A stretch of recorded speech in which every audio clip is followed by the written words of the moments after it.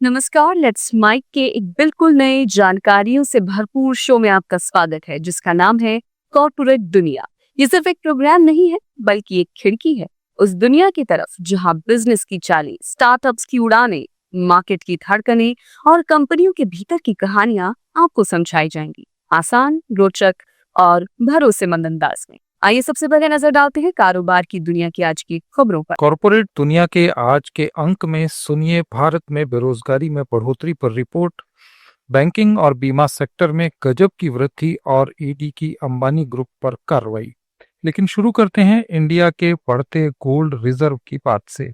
भारत ने अपनी आर्थिक सुरक्षा रणनीति में एक नया अध्याय लिखते हुए अपने गोल्ड रिजर्व को पहली बार 100 अरब डॉलर के पार 105.53 अरब डॉलर पर पहुंचा दिया है। रिजर्व बैंक ऑफ इंडिया के अनुसार ताजा खरीद के बाद इस सोने का अनुमानित मूल्य 108.5 अरब डॉलर हो गया है। आरबीआई ने हाल ही में 25.45 टन सोना खरीदा, जिससे भारत का कुल गोल्ड भंडार बढ़कर 880.18 टन हो गया। विदेशी मुद्रा भंडार में सोने का हिस्सा बढ़कर 14.7% तक पहुंच गया है।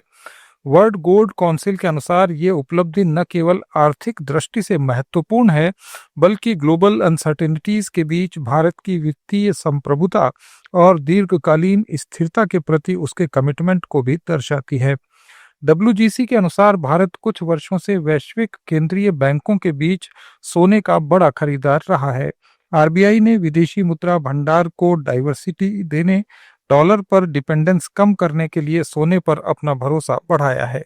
यह रणनीति स्पष्ट संकेत है कि भारत की प्राथमिकता सिर्फ अल्पकालिक बाजार उतार चढ़ाव से बचाव नहीं, बल्कि लॉन्ग टर्म की आर्थिक सुरक्षा और सस्टेनेबल मौद्रिक ढांचे का निर्माण करना है।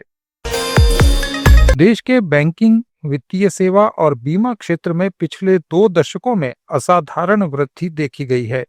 बीएफएसआई क्षेत्र की बाजार पूंजी 50.5 गुना बढ़कर इस साल यानी 2025 में 91 लाख करोड़ रुपए पर पहुंच गई। 2005 में ये सिर्फ 1.8 लाख करोड़ थी। ये सेक्टर हर साल 22% की कंपाउंड रेट से बढ़ रहा है। बजाज फिनसर्व की एक रिपोर्ट के मुताबिक 20 वर्षों में बीएफएसआई क्षेत्र का जीडीपी में योगदान 2005 में जहां 6% था, वो इस साल बढ़कर 27% हो गया है। ये वृद्धि मजबूत फाइनेंसिंग और रिफॉर्म्स के कारण देखी गई है। बैंकिंग सेक्टर ने 10 फाइनेंशियल ईयर्स में अच्छी गति से विकास किया है। बैंक ऋण में 10.71% सीएजीआर और जमा में 10.25% की बढ़ोतरी हुई है। बैंकों ने अपने बुनियादी ढांचे में भी काफी सुधार किया है। 2021-22 और 24-25 के बीच कुल एनपीए 5.8% से घटकर 2.2% रह गया है।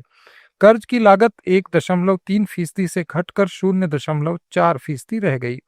2025 तक बैंकों का बीएफएसआई की बाजार पूंजी में सिर्फ 57% हिस्सा था, जो 2005 में 85% था। 2023-24 में कुल बीएफएसआई इनकम में एनबीएफसी का योगदान 18% था। 2009-10 से एनबीएफसी का शुद्ध मूल्य 15% सीएजीआर की रेट से आगे बढ़ा है। 20 सालों में शुद्ध मुनाफा 31.69% की दर से बढ़ा। बीमा क्षेत्र की बात करें तो वहां बाजार पूंजीकरण बढ़कर 10.6 लाख करोड़ रुपए हो गया है। 2006-07 से ही जीवन बीमा उद्योग का एसेट अंडर मैनेजमेंट 10 गुना बढ़ा और 61.6 लाख करोड़ रुपए का हो गया।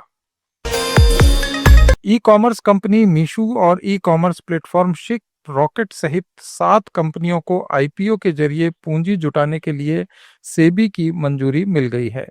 अन्य कंपनियों में Rajputana stainless, Skyways air services, German green steel and power allied और मनिका प्लास्टिक शामिल हैं। मंजूरी ऐसे समय में मिली है जब देश में प्राइमरी मार्केट की गतिविधियों में तेजी देखी जा रही है। टाटा कंज्यूमर प्रोडक्ट्स को दूसरे क्वार्टर में 406 करोड़ रुपए का फायदा हुआ। ये एक साल पहले इसी दौरान की अवधि से 10.7% ज्यादा है। आय भी 17.83% बढ़कर 4,966 करोड़ रुपए हो गई। टाटा कंज्यूमर प्रोडक्ट्स का ब्रांडेड कारोबार 17% बढ़कर 4,271 करोड़ रुपए हो गया। इस ब्रांडेड व्यवसाय में चाय, कॉफी, पानी और दूसरे वैल्यू एडेड प्रोडक्ट्स शामिल हैं। कंपनी को घरेलू बाजार से 17.6% ज्यादा रेवेन्यू मिला, जो 3,122 करोड़ था। भारत में रसोई गैस के क्षेत्र में काफी प्रगति देखी जा रही है। पेट्रोलियम और प्राकृतिक गैस मंत्री हरदीप सिंह पुरी ने एक्स पर एक वीडियो शेयर करते हुए कहा कि पहल योजना से लेकर अब तक जहां 15.5 करोड़ घरों तक पाइप्ड नेचुरल गैस पहुंचाई गई है, ये सफर देश की रसोई में एक साइलेंट रिवॉल्यूशन बनकर आया है। पुरी ने कहा कि पहल योजना ने ये सुनिश्चित किया कि सब्सिडी सीधे बेनिफिशियरीज तक पहुंचे, जबकि गिव इट अप अभियान में 1 करोड़ से ज्यादा परिवारों ने अपनी सब्सिडी छोड़कर जरूरतमंदों की मदद की। उज्ज्वला योजना ने 10 करोड़ 60 लाख महिलाओं को मुफ्त एलपीजी कनेक्शन देकर क्लीन एनर्जी का उपयोग सुलभ बनाया। इस बदलाव का असर पर्यावरण और पब्लिक हेल्थ पर भी पड़ा है।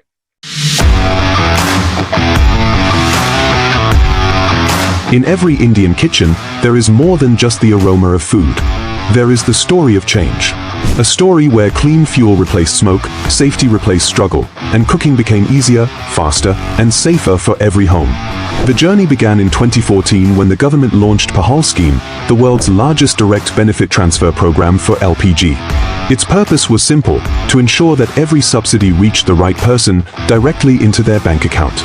Before PAHAL, subsidies often got lost in the system. Now, every rupee reaches the rightful consumer.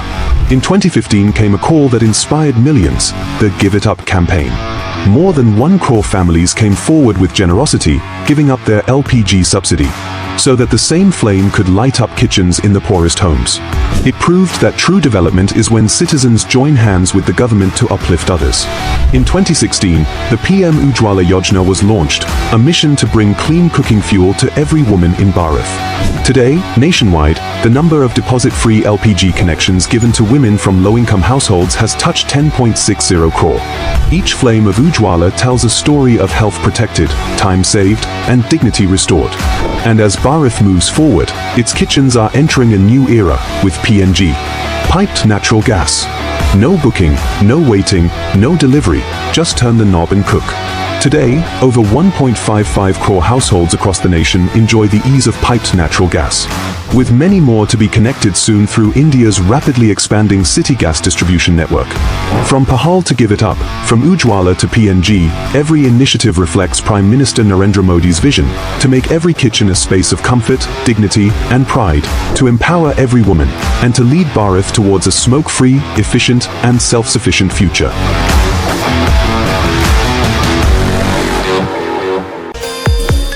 ये थे कॉर्पोरेट जगत के आज के कुछ अपडेट्स। जुड़े रहिए लेट्स माइक के साथ।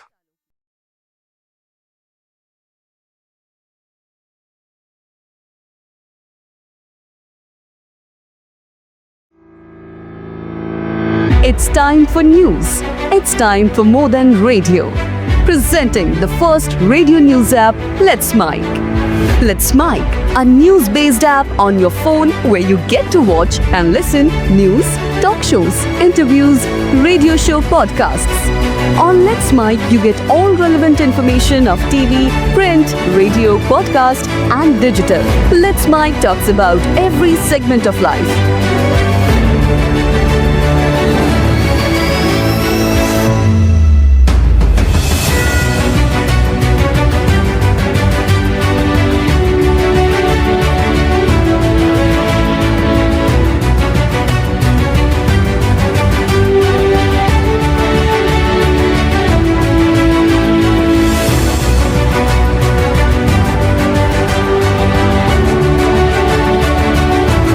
Let's Mic is not just a revolutionary idea. Download the app now from Play Store. Available both on Android and iOS mobile phones. Follow us on YouTube, Instagram, Twitter, LinkedIn, Facebook, Telegram, WhatsApp, Snapchat. Let's talk, let's connect, and let's Mic. It's time for news. It's time for more than radio. Presenting the first radio news app, Let's Mic. Let's Mic, a news-based app on your phone where you get to watch and listen news, talk shows, interviews, radio show podcasts. On Let's Mic, you get all relevant information of TV,